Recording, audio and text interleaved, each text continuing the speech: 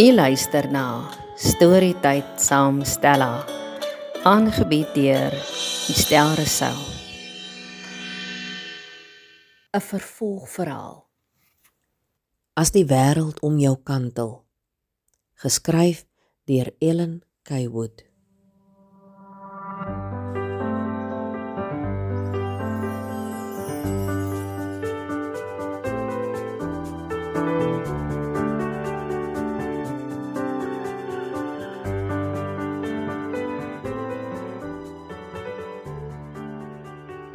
Kom in en maak die deur agter julle toe, sê Helene ferm vir die twee dogters wat sag aan die deur klop.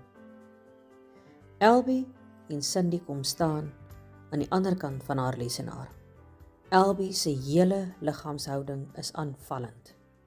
Sy het haar arms voor haar bors gekruis en haar eenvoetse tone tik ongeduldig voor haar op die mat.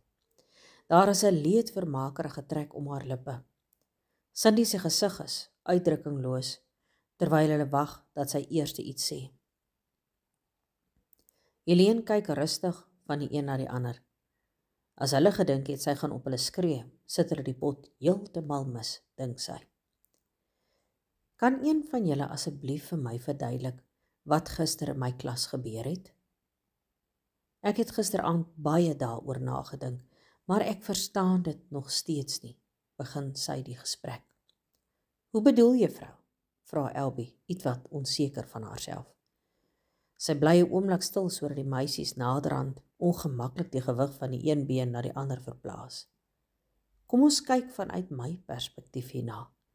Dan sê julle vir my of ek verkeerd is. Begin sy haar kant van die saak stel. Ek sit in my klas en bewonder 'n fantastiese toespraak van 'n kind wat in die laer grade vir haarself naam gemaak het vir haar pligsgetrouheid en voorbeeldigheid, 'n toonbeeld van hardwerkendheid.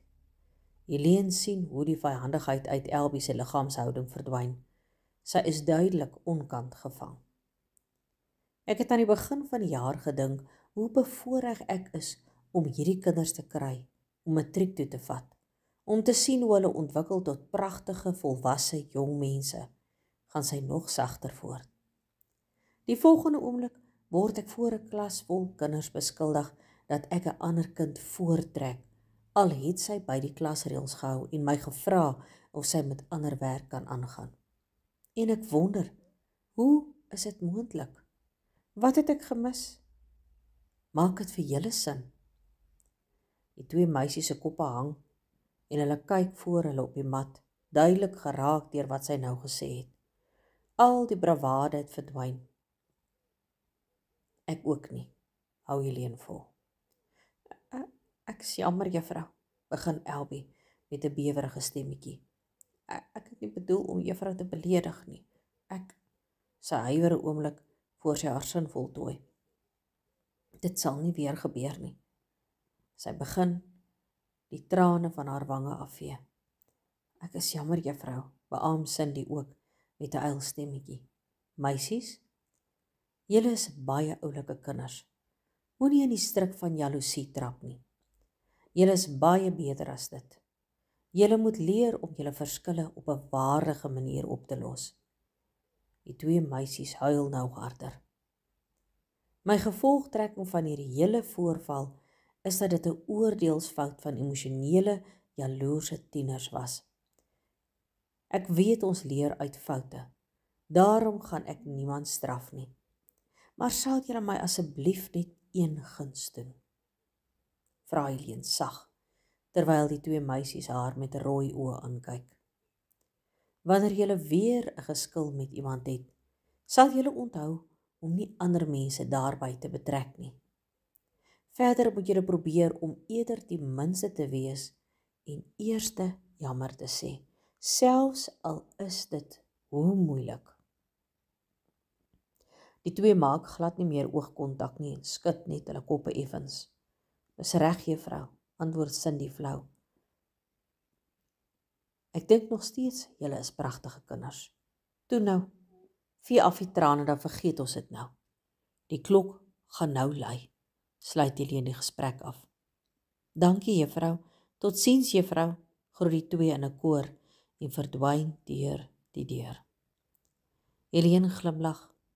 Sy weet uit jare se ondervinding dat hulle opreg sleg voel, maar die laaste opdrag van die minste wees is waarskynlik te veel gevra. Anke kom laat in die registerklas nadat sy gou vir Ilse gewys het wat sy beplan het vir die dirigente. Daar is 'n ewige argument tussen Esmy en van die seuns in die klas.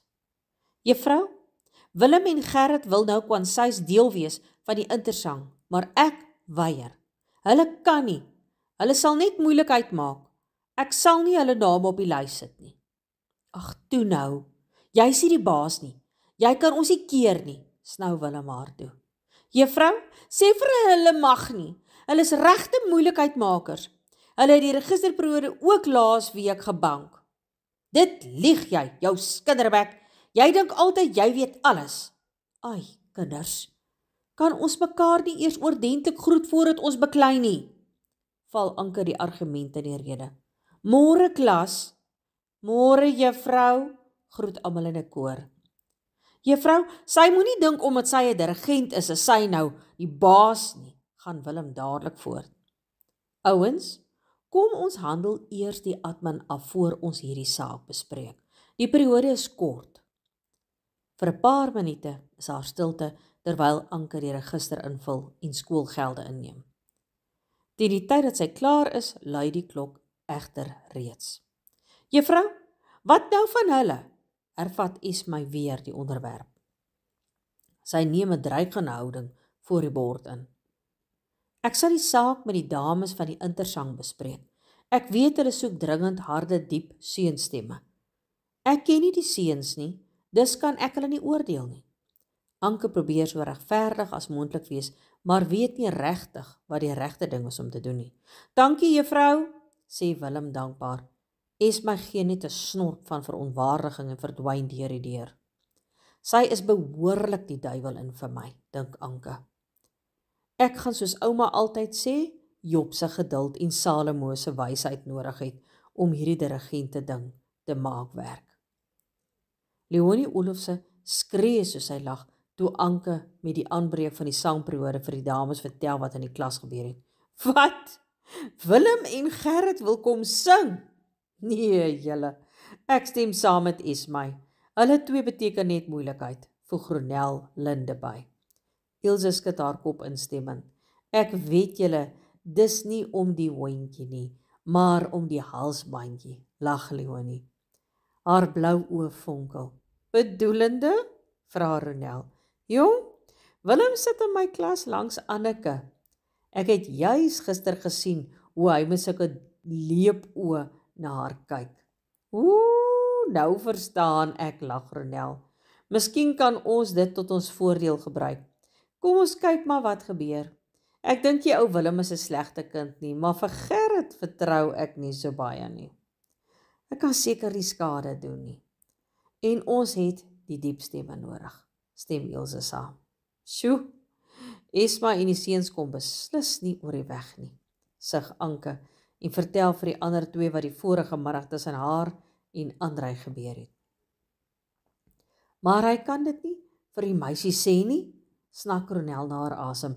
Die arme kind se selfbeeld. Ek het nie so iets van hom verwag nie. Ons sal maar die situasie mooi dophou, sê Leonie, voor hulle die saal instap om met die oefening te begin. Sportperiode is so kort dat Helene nie veel tyd het om op te let of Nonkie regkom nie. Haar oog kon net vang dat die kinders atletiekklere aan het. Sy moet kyk dat die wegspringers die stokkie reg vashou, reg op hulle merke gaan en so na as moontlik teen die linkerkantste lyn van hulle bane hardloop. Helene weet dit gaan 'n hele paar keer se oefen verg voordat hulle alles onthou. Intussen moet sy dophou wie volgende moet wegspring sodra Rassie tevrede is met die eerste oorgee waar hy help. Sy voel sommer vies oor die groentjie konsert wat in die laaste uur van die dag voor die hele skool opgevoer word. Môre is die eerste byeenkoms en hulle is definitief nog nie gereed nie. En nou sportperiode korter om tyd in te ruim daarvoor. Sy is so moeg daarvan om alles so af te jaag, net om dit gedoen te kry.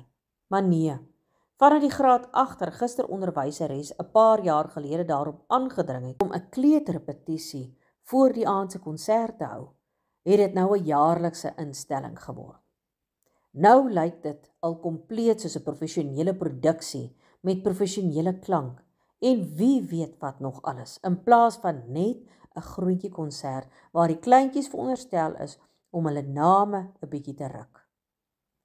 Dis na haar mening net nog 'n voorbeeld hoe hulle die lewe vir hulle self veel te ingewikkeld maak.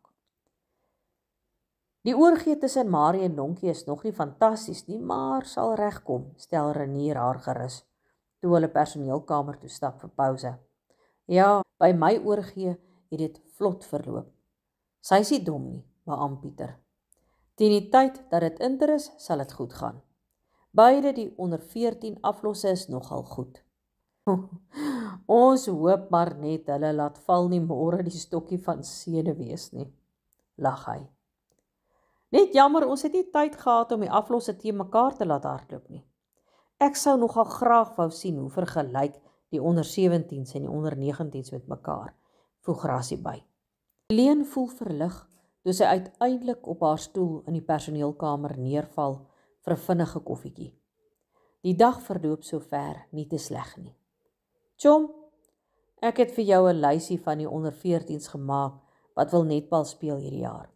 Jy sal my nie glo nie, maar daar is 35 van hulle, vertel Alta opgewonde tussen die koffiedrink deur. Ek het seker gemaak hulle weet dat hulle nie net netbal en hokkie kan speel nie, maar hulle sê almal hulle wil netbal speel. Daar is nogal 'n paar lang dogters, voeg sy entoesiasties by. Dit klink nie sleg nie. Ons sal maar moet sien hoe lyk dit voor ons te opgewonde raak, lag Helene. Sy het al geleer, lank beteken nie noodwendig vaardig nie. En hoe lyk die aflosse? Vra Alta nuuskierig. Hulle twee is baie goeie vriende as gevolg van hulle gedeelde liefde vir sport. Ek dink nogals nie sleg nie. Die onder 14s lyk baie beter as wat ek Vrydag tydens die 100 meters gedink het. Karen hulle is uitstaande en die onder 19 sal hopelik oukei wees volgens Renier. Nonkie sal dalk die ding kan doen. Dit sou beter gewees het as ons nog 'n periode gehad het om te oefen, maar dit is al wat ons kon doen. Hulle gesels nog entoesiasties tot die klok lui. Helene se gemoed is sommer lig terwyl sy klas toe stap. Met die aanbreek van die groentjie konsert verdwyn hierdie gevoel soos mis voor die son, toe die sekretaresse haar na die hoof se kantoor toe roep. Sy sit 'n paar minute en wag voor die hoof binne stap. Sedert Dinsdagoggend se onder ons het nie een van hulle twee die onderwerp van Saterdag se netbaloefening weer aangeroer nie. Sy is seker dus waaroor die gesprek gaan handel. Sy en die hoof het nog altyd die wêreld se respek vir mekaar gehad. Daarom was dit nie vir haar lekker dat hulle nog nie die lig kon suiwer tussen hulle nie. Mevrou, ek het tweede pouse 'n oproep van Cindy Barends se ma gehad. Sy is bitter ongelukkig omdat jy met haar kind geraas en gesê het sy is jaloers op Karen. Sy voel jy trek Karen voor. Wat? Ek glo dit nie, sê Helene en moet keer dat haar mond nie oop hang nie. Toe maar mevrou, ek het geweet hierdie is waarskynlik bog. Ek het vir die ma gesê ek sal die saak ondersoek, sê die hoof voordat sy te ontsteld kon raak. Ek is eintlik net nuuskierig om by jou te hoor wat gebeur het. Dis vir Helene duidelik die hoof wil haar verseker dat sy aan haar kant is in 'n poging om hulle verskil oor die netbal op te los. Sy vertel vir die hoof breedvoerig wat in die klas gebeur het en wat sy vanoggend vir die twee meisies gesê het. Dis nou tipies van hierdie moderne ouers, sê die hoof vies. Hulle suikerklontjies vertel mos net die saak tot waar hulle die held is. Plaas vat sy die kind vas omdat sy parmantig met jou was. Trouwens, ek is sommer lus en gee vir haar strafpunte omdat sy haar ma skelm op haar foon gebel het. Want die sekretarisse sê sy het nie uit die kantoor uitgebel nie. Kon natuurlik nie vinnig genoeg nuus aandra nie, gaan sy vies voort. Hoe meer sy daaroor dink, hoe kwaader raak sy. Daar is 'n geweldige fete tussen die drie dogters se ouers aan die gang, want my ouderling se vrou het Sondag na diens vir my vertel Karen se ouers oorweeg dit om haar na 'n ander skool te stuur as dit so aangaan, vertel sy verder. Ag nee, sê Helene geskok. Sy voel hoe al die vreugde stadig uit haar lyf syfer. 'n Kind soos Karen maak al die moeilikheid van die onderwysers die moeite werd. Dit is nie net oor die kind se prestasies nie, maar oor haar hele menswees. 'n Kind soos sy laat jou voel al jou geswoeg is tog die moeite werd. Dat haar hoop vir 'n standvastige, gebalanseerde nuwe generasie is. Sy weet enige ander skool sal die geleentheid aangryp om die kind te kry. Haar moed sak in haar skoene. Sy kan nie die teleurstelling wegsteek nie. Ek weet, dit sal vir die sport 'n geweldige slag wees, vir die kultuur ook, spreek die hoof haar teleurstelling hardop uit. Ek is so moeg vir ouers, sê sy weer. In elk geval, Helene, ek sal die saak verder hanteer. Moenie bekommerd wees nie. Ek sal sommer met Karen se ouers ook gesels. Ons moet hierdie bakleiery in die kiem smoor, sluit sy die gesprek af, want haar telefoon lui alweer. Dankie Elmarie, sê sy sag en stap uit. Sy weet, sodra hulle twee mekaar op die naam noem, is die lig tussen hulle gesuiwer. Is hulle weer vriende, al kuier hulle nooit oor en weer nie. Sy voel eintlik baie jammer vir Elmarie, want om skoolhoof te wees is 'n baie eensame pos.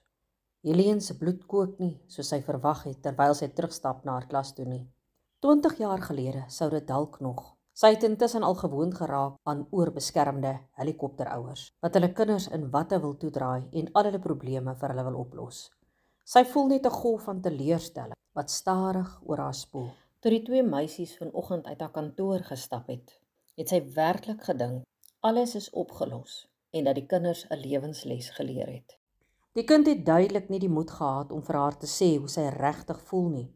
So, sy val ook maar in die kategorie wat wegskram van konflik en eerder na haar ma toe hardloop wanneer dinge haar nie geval nie. Hoe naïef was sy nie alweer gewees nie, dink Helene. Niks is meer maklik nie. En dit raak elke jaar net erger en erger. Sy weet diep in haar hart, haar fit is uit. Soos 'n lamppit wat net rook. Vir hoe lank moet jy dit onderdruk voor dit jou verswelg? Is sy werklik nog lus vir al hierdie onsmaaklikheid? Is dit nog die moeite werd? Daar is 'n koue gevoel in haar hart, terwyl sy na haar motor toe stap. Dit neem 'n goeie 10 minute nadat al die kinders in die saal aangetree het vir die groentjekonsert voordat die geroesmoes van stemme in die saal stil word. Toe die musiek van die eerste item oor die gehuurde klanksysteem dreun, daar 'n spontane toejuiging. En 'n ritmiese handeklap dreun deur die saal. Die skool word duidelik meegevoer deur die polsende musiek. En nou en dan skater die kinders van die lag.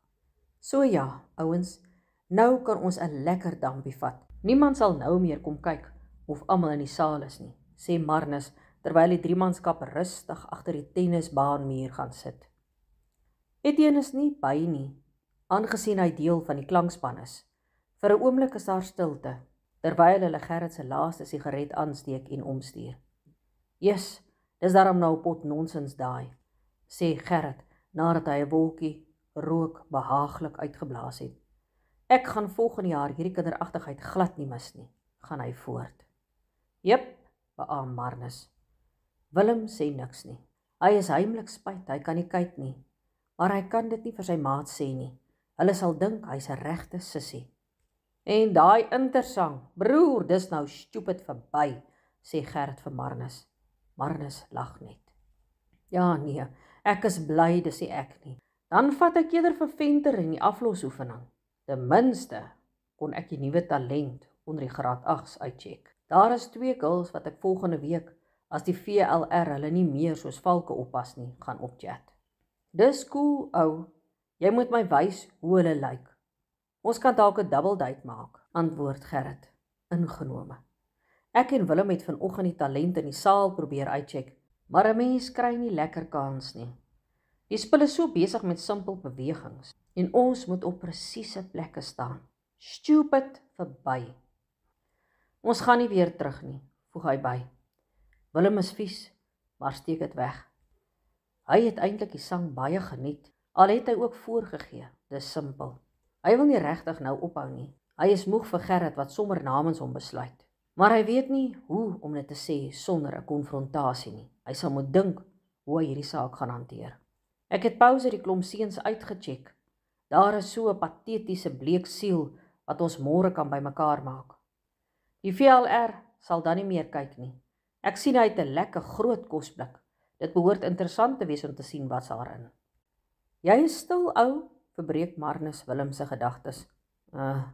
Ek dink sommer, antwoord hy. Waaraan, ou? Vra Gerrit. Ag, sommer maar allerhande goeters, antwoord hy vaag. Jy moet oppas, net nou overheat jou brein, sê Gerrit, en hulle albei lag lekker vir hom. Kom ons dink eerder wat ons môre in die sportperiode gaan doen, sê hy terwyl hy 'n laaste trek aan die sigaret gee en dit dan onder sy skoen doodtrap. Ek wil nie in die klas gaan sit nie, Gerrit, begin Willem verdedig.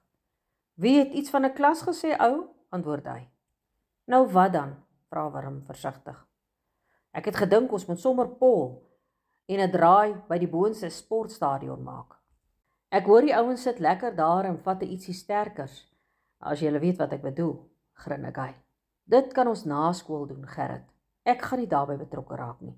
Jy weet meneer Joubert sal ons onmiddellik uit die span haal as ons so iets doen. Antwoord Willem beslis nog voordat hy kan wonder of Gerrit daarvan gaan hou of nie. Ja, hy sal, kom Marnus gelukkig tot sy redding. Ek dink dis iets wat ons na die rugby seisoen kan explore. Dis nou of nooit, dink Willem, voor hy verder praat. Ek gaan by die sang bly, Gerrit. Daar's 'n oulike graad 10 girl wat ek wil opchat. Sy staan 2 rye voor my, lieg hy. Buitendien, daar's nie iets anders te doen nie. Ou Etienne sit agter die gordyn en julle twee het klaar gesê julle het girls gekry om op te chat. Ek wil ook een opchat, voeg hy by. Jou ou rakker, lag Marnus. Wie is die girl? Willem skrik, maar dink vinnig. Ek weet nie wat haar naam is nie. Dis hoekom ek eers daar wil bly, sê hy versigtig. Dis goed, dalk kan jy ook vir die eerste keer 'n girl hê, lag Marnus.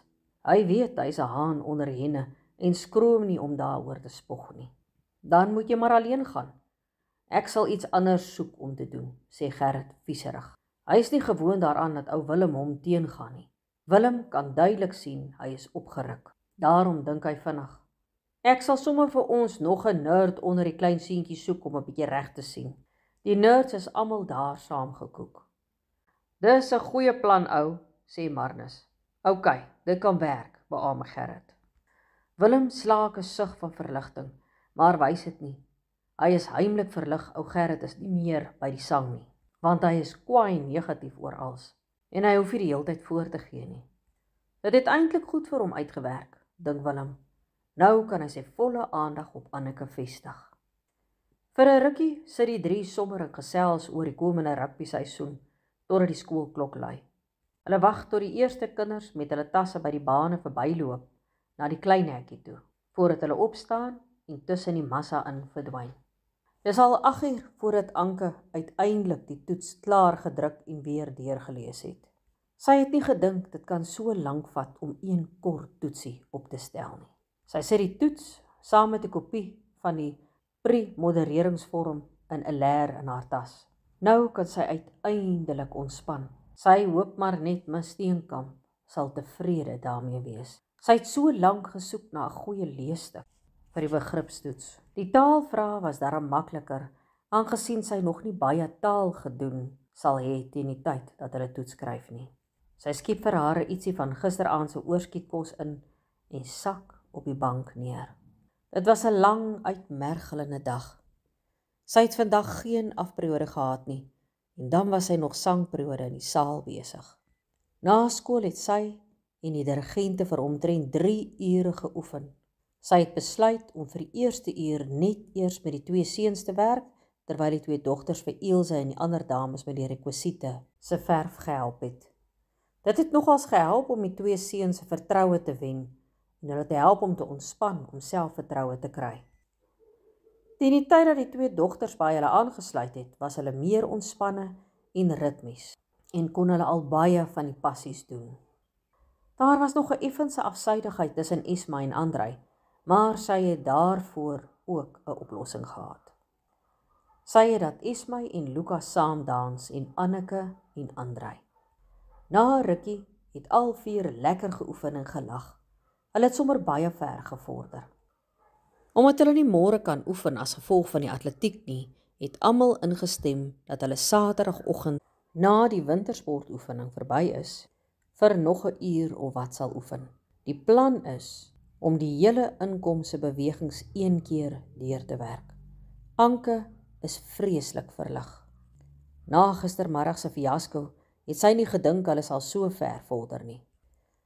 Nou moet hulle nog net toestemming by die hoof kry om volgende donderdag klere te gaan soek. Sy is geweldig verlig. Maar haar ma se oproep net nou het 'n bietjie van haar entoesiasme gedemp.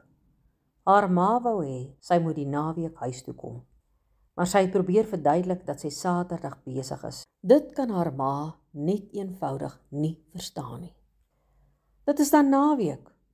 Hoe sy ook al probeer verduidelik het, dat die onderwys nie 'n 50 beroep is nie. Haar ma wou nie na rede luister nie. Sy het gekerm dat sy mos gewaarsku het, dat sy nie die beroep moet kies nie. Sy het nie eers verder probeer redeneer nie. As haar ma met een van haar klaagliedere begin, is dit so goed, jy praat met 'n muur. Gelukkig het haar pa tussen beide gekom en die foon by haar ma gevat. Hy was besorg en het gevra of sy nie te hard werk nie. Nadat sy hom alles van die dirigente vertel het hy gelag en gesê, dit klink darm of sy haarself geniet. Dis al wat vir hom belangrik is. Sy besluit om vanaand vroeg in die bed te klim, want môre gaan 'n baie lang dag wees.